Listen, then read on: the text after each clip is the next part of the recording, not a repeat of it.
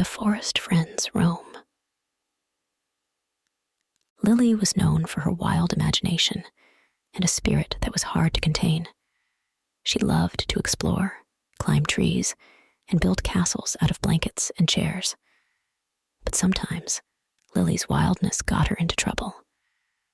Like today, when she tracked mud all over the living room carpet, pretending to be a brave jungle explorer. Her mother sighed and pointed to her room. "Lily," she said, "take some time in your room until you're ready to be calm." Lily stomped up the stairs, feeling misunderstood. Why was being wild such a bad thing? She flopped onto her bed, crossing her arms and frowning.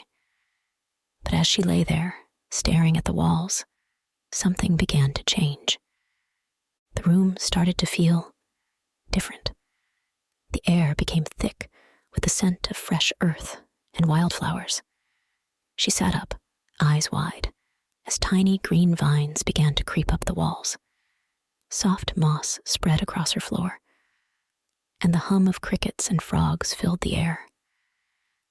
Lily gasped as her bedroom transformed into a lush forest, vibrant with the green of leaves and the blue of wildflowers. Trees rose high above her bed, their branches stretching up to the ceiling, creating a canopy that filtered warm, golden sunlight. She looked down and saw that the soft forest floor had replaced her bedroom carpet, dotted with mushrooms and tiny, sparkling fireflies that flitted around her like little stars. Lily took a step forward, feeling a mix of wonder and excitement. She didn't know where she was, but she could tell it was going to be an adventure. "Welcome, Lily," said a cheerful voice from behind her. She turned to see a creature stepping out from behind a tree. It was a small, gentle-looking being with a round face made of moss and bright eyes that sparkled like dew on grass. It had wings made of giant leaves, and its arms were covered in soft, fuzzy green moss. Who are you?" Lily asked, amazed.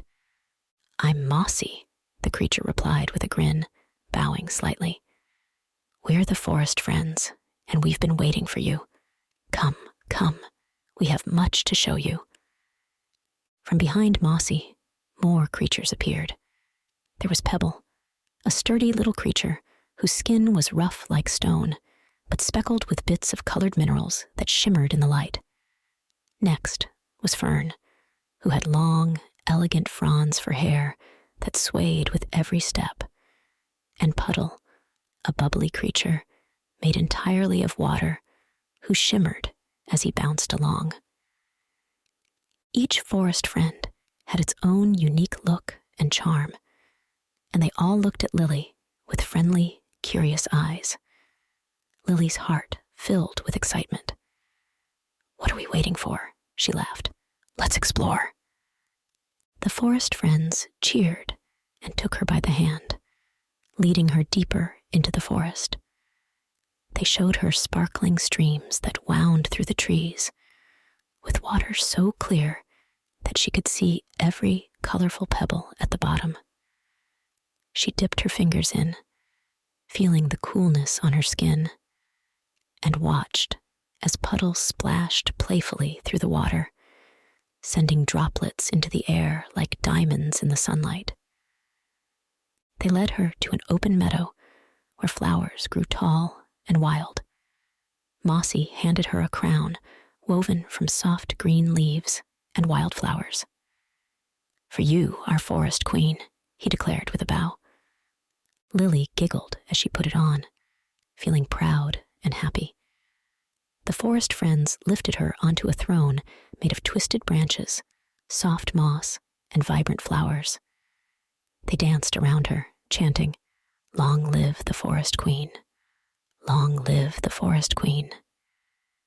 With her crown on her head, Lily led her new friends on a grand parade through the forest. They laughed and played, swinging from vines, skipping through wildflower patches, and making up silly songs. She felt freer and wilder than ever before. Here, no one told her to be quiet or still. Here, her wildness was celebrated. But as the day went on, their games grew wilder and wilder. The forest friends, caught up in the fun, started to knock over small plants and scatter stones, even though they hadn't meant to. The meadow that had once been bright and clean now looked a little trampled and messy. Lily noticed, too, that her friends were getting louder and a little bit careless.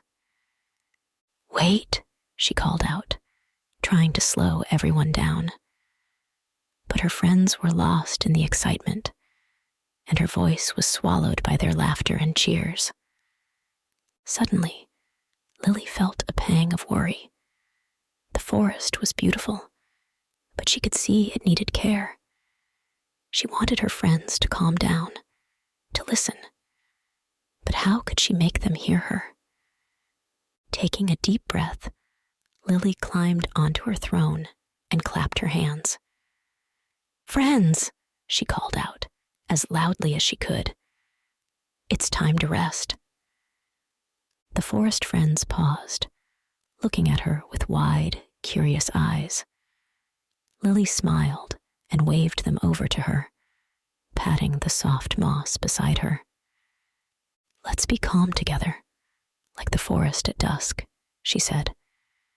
She didn't want to stop playing, but she knew it was time for a quieter game, something that respected the beauty around them. One by one, the forest friends gathered around her, sitting quietly as she shared stories and listened to the soft sounds of the forest. They closed their eyes and imagined themselves as still as the trees, as calm as the breeze. As the quiet settled over them, the meadow seemed to come alive in a different way. Fireflies began to glow softly, and the gentle rustling of leaves filled the air, as if the forest itself was breathing a sigh of relief. When it was time to leave, the forest friends hugged Lily, each one promising to be gentle with their forest home. "You'll always be our queen," Mossy said, bowing once more, his eyes twinkling with admiration.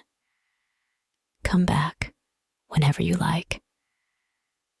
Lily felt a warmth in her chest, touched by their kindness and respect. "I will, I promise," she said. With one last look at her new friends in the magical forest, Lily turned and began to walk back the way she had come. The trees faded, the moss disappeared, and the earthy smell slowly vanished. Soon she was back in her room, the soft carpet beneath her feet, the walls plain once more. But Lily felt different, calmer, and a little wiser. She looked around her room and smiled, feeling grateful for both her wild side and her quiet side. She would always remember her adventure with the forest friends and the balance she had found between wildness and peace. As she settled into her bed that night, she noticed a small flower on her nightstand, a gift from the forest friends, a reminder that she was always welcome where the forest friends roam.